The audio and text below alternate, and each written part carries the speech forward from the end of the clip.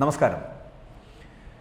കള്ളപ്പണം വെളുപ്പിക്കൽ അടക്കമുള്ള പലതരത്തിലുള്ള തട്ടിപ്പുകളും നമ്മൾ കേട്ടിട്ടുണ്ട്. ഇപ്പോൾ ഈ ക്രിപ്റ്റോ കറൻസി, OTT പ്ലാറ്റ്ഫോം, ഇവയുടെയൊക്കെ മറവിൽ വലിയ ഹൈ റിച്ച് MD VD പ്രതാപനും ഭാര്യയും CEO-യുമായ ശ്രീനയും കൂടി തട്ടിയെടുത്തിരിക്കുന്ന എത്ര കോടിയാണെന്നറിയാമോ? 2300 കോടി രൂപയാണ് എന്നാണ് എൻഫോഴ്സ്മെൻറ്റ് ഡയറക്ടറേറ്റ് പറയുന്നത്. EDയുടെ കണ്ടെത്തലുകളാണ്. ഈ കണക്കുകളാണ് ഇപ്പോൾ ED പുറത്തുവിട്ടിരിക്കുന്നത്. എന്തു വലിയൊരു തട്ടിപ്പാണ്! ഈ പുതിയൊരു സാഹചര്യത്തിൽ തട്ടിപ്പ് നടത്തിയ തുകയിൽ ഏറെയും ഇവർ കടത്തിയിരിക്കുന്നത് എവിടെയെന്ന് വെച്ച് കഴിഞ്ഞാൽ അത് വിദേശത്തേക്കാണ്.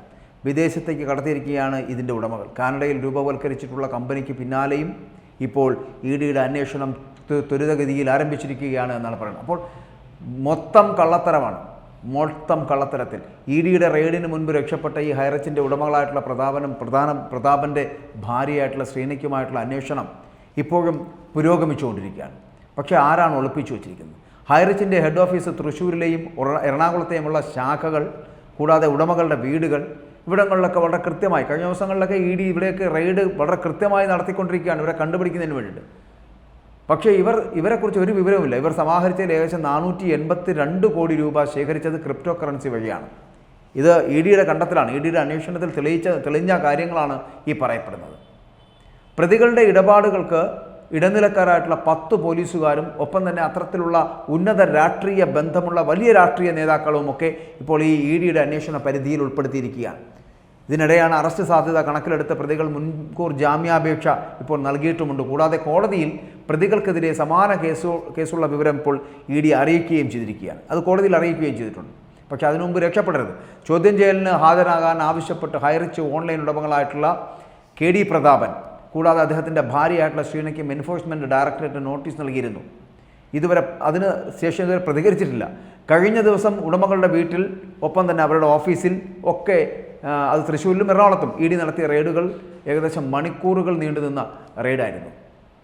ED എത്തുന്നതിന് തൊട്ട് മുൻപ് തന്നെ ഈ കമ്പനിയുടെ MD ആയിട്ടുള്ള KD പ്രതാപനും അദ്ദേഹത്തിൻ്റെ ഭാര്യ CEO ആയിട്ടുള്ള ഭാര്യ ശ്രീന പ്രതാപൻ, ആ ശ്രീന പ്രതാപനും ഡ്രൈവർ ശരൺ എന്നിവർ അവിടെ നിന്നും കടക്കുകയായിരുന്നു.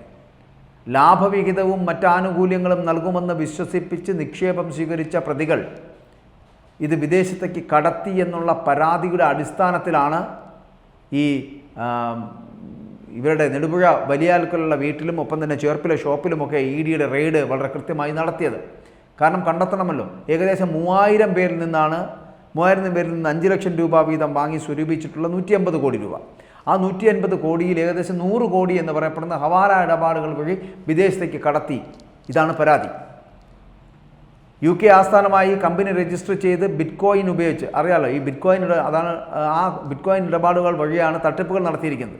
15 സംസ്ഥാനങ്ങളിലായി കമ്പനിക്കുള്ള ഏകദേശം 69 അക്കൗണ്ടുകളുടെ വിവരങ്ങളാണ് ഇപ്പോൾ ED പൂർണ്ണമായും പരിശോധിച്ചു കൊണ്ടിരിക്കുന്നത്.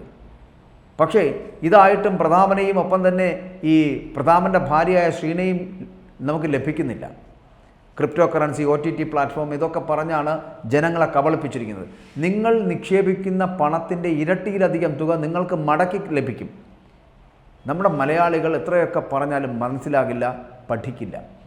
ഏകദേശം 3000 പേരിൽ നിന്ന് 5 ലക്ഷം രൂപ വീതം തട്ടിയെടുത്ത് 150 കോടി രൂപ ഉണ്ടാക്കുകയും അതിൽ നിന്ന് 100 കോടി രൂപ വിദേശത്തേക്ക് നിക്ഷേപം നടത്തുകയും ചെയ്തിട്ടുള്ള വ്യക്തികളാണ് ഈ പറയുന്നവർ.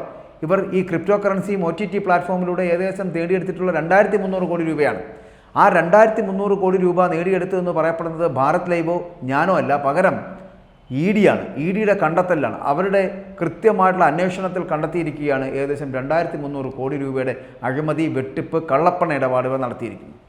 പക്ഷേ ഇത്തരത്തിലുള്ള ഈ പ്രതാപനെയും പ്രതാപൻ്റെ ഭാര്യയെയും ഒളിപ്പിക്കുന്നത് ആരാണ്?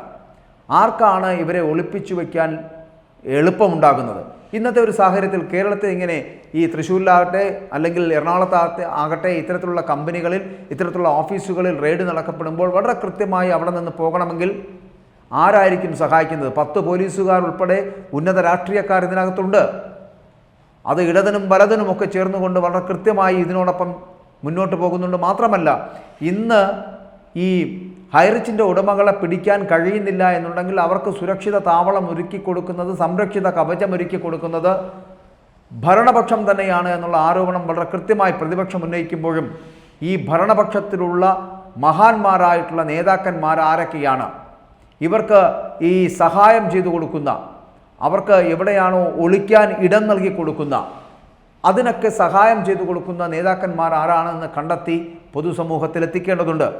താമസിയാതെ ഈ 10 പോലീസുകാരെയും ഒപ്പം തന്നെ ഈ ഉന്നത രാഷ്ട്രീയ നേതാക്കളെയും പൊതുസമൂഹത്തിന് മുന്നിലേക്ക് കൊണ്ടുവരുന്ന സാഹചര്യം ഉണ്ടാവുക തന്നെ ചെയ്യും. അതായത് EDയുടെ അന്വേഷണം ആ പരിധിയിലേക്ക് പോവുകയാണ്. EDയുടെ അന്വേഷണം കൃത്യമായി നടക്കുകയും ഭരണപക്ഷത്തുള്ള ഉന്നതർ കുടുങ്ങുകയും ചെയ്യുന്ന ഒരു സാഹചര്യം ഉണ്ടാകുമെന്നുള്ള കാര്യത്തിൽ സംശയമില്ല. ഒപ്പം ഈ ക്രിപ്റ്റോ കറൻസിയും OTT പ്ലാറ്റ്ഫോം ഇടപാടുമായി ബന്ധപ്പെട്ടിട്ട് ഹൈറിച്ചിൻ്റെ ഉടമകളായിട്ടുള്ള പ്രതാപനും ശ്രീനയ്ക്കും വേണ്ടി എല്ലാ കാര്യങ്ങളും എത്തിച്ചു കൊടുക്കുകയും അവർക്ക് എല്ലാ തരത്തിലുമുള്ള, അതായത് ഈ EDയുടെ അന്വേഷണം നടക്കുന്നതും റെയ്ഡ് നടക്കുന്നതും അടക്കമുള്ള കാര്യങ്ങൾ ചോർത്തിക്കൊടുക്കുകയും ചെയ്തിട്ടുള്ള പോലീസുകാരടക്കം ഉത്തരം പറയേണ്ടി വരും എന്നുള്ള കാര്യത്തിൽ സംശയമില്ല. അതുകൊണ്ട് എത്രയൊക്കെ പോലീസുകാർ ഇതിനകത്ത് ഇടപെട്ടിട്ടുണ്ടോ അവരെല്ലാം അകത്താകുക തന്നെ ചെയ്യും.